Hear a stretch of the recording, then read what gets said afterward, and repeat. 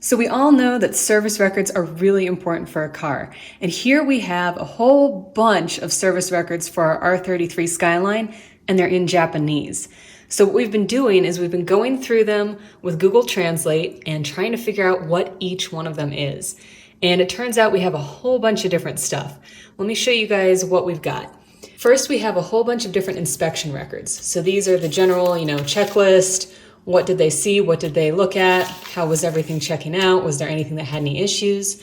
And then we have these more in-depth ones as well, which are not just an inspection record, but also a maintenance record. So there's this handwritten section here that lists what was taken care of, what was changed out.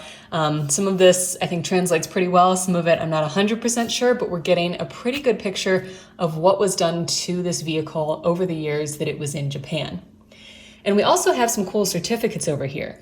So we have the JASMA certification for the muffler. We've got the original key lock information for the wheels. And we also have what might be a power steering pump warranty card.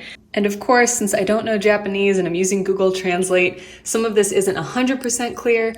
Some of these pieces, again, especially being handwritten, I'm not entirely sure if maybe this is some sort of brand name or maybe it's being translated incorrectly. But again, something was changed out in some quantity at this point.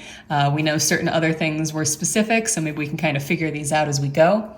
Another thing is dates. Sometimes when I scan them, I'll have two dates that are identical, but it will give me different years for both of them. So I'm not entirely sure, but I'm currently running with, the number and assuming that that's the number that would make sense in English as well. And we've also got some of these that are clearly at a Nissan dealership.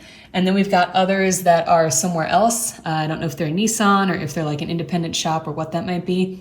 But it's really cool to look through these. And a lot of these, it looks like a twice a year kind of thing. There's a lot of January and a lot of August. So this thing got checked out pretty darn frequently. And we've got a whole bunch more records that we're going to be going through and just making sure that we have an understanding of everything. Some of these have the kilometers on them, some of them don't, but we're figuring out as we go and really getting a good picture of what this car has been through.